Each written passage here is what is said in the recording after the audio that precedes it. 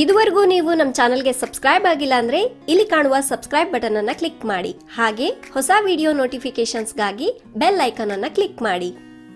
Hi friends, welcome to Sharon's ಅಡುಗೆಗಳು. ಇವತ್ತಿನ ನಮ್ಮ ರೆಸಿಪೀಸ್ನಲ್ಲಿ ತುಂಬ ಸುಲಭವಾಗಿ ಬದನೆಕಾಯಿ ಪಲ್ಯ ಯಾವ ರೀತಿ ಮಾಡೋದು ಅಂತ ನೋಡೋಣ. ಇದನ್ನು ದಿಢೀರ್ ಅಂತ ಮಾಡ್ಕೋಬೋದು, ಹಾಗೆ ತುಂಬ ಟೇಸ್ಟಿಯಾಗಿ ಇರುತ್ತೆ.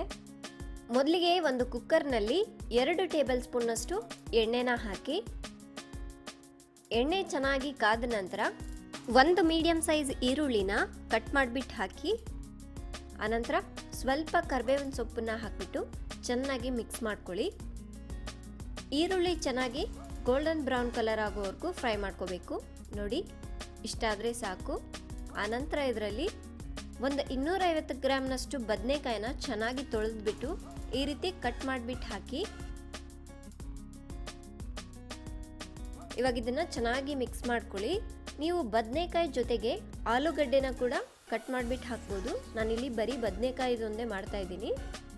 ಇವಾಗ ಇದರಲ್ಲಿ ಅರ್ಧ ಟೀ ಸ್ಪೂನ್ನಷ್ಟು ಅರಿಶಿನ ಪುಡಿ, 2 ಟೇಬಲ್ ಸ್ಪೂನ್ನಷ್ಟು ಅಚ್ಕಾರದ ಪುಡಿ ಮತ್ತು ರುಚಿಗೆ ತಕ್ಕಷ್ಟು ಉಪ್ಪನ್ನು ಹಾಕಿಬಿಟ್ಟು ಒಂದ್ಸಲ ಚೆನ್ನಾಗಿ ಮಿಕ್ಸ್ ಮಾಡ್ಕೊಳ್ಳಿ.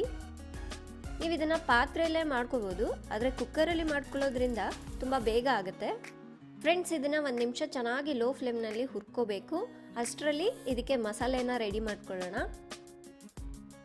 ಒಂದು ಮಿಕ್ಸಿ ಜಾರ್ನಲ್ಲಿ 1/4 ಕಪ್ನಷ್ಟು ಹಸಿ ಕೊಬ್ಬರಿನ ಕಟ್ ಮಾಡಿಬಿಟ್ಟು ಹಾಕಿ, ಒಂದು 6 ರಿಂದ 7 ಬೆಳ್ಳುಳ್ಳಿ ಹೆಸಲು,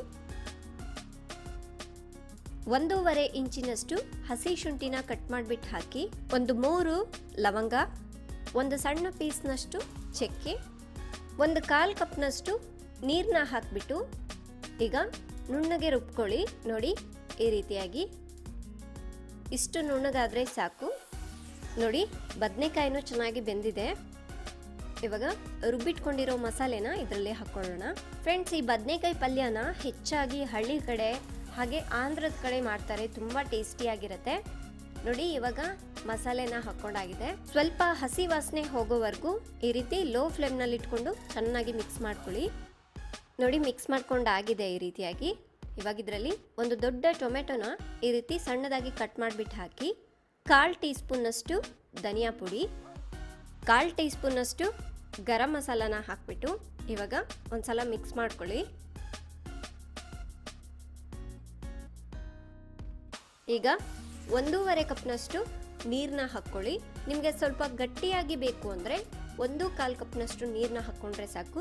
ಇದು ತುಂಬ ಗಟ್ಟಿಯಾಗೂ ಇರಬಾರ್ದು, ತುಂಬ ನೀರಾಗೂ ಇರಬಾರ್ದು. ನೋಡಿ, ಈ ರೀತಿ ಒಂದ್ಸಲ ಎಲ್ಲದನ್ನು ಮಿಕ್ಸ್ ಮಾಡ್ಕೊಳ್ಳಿ.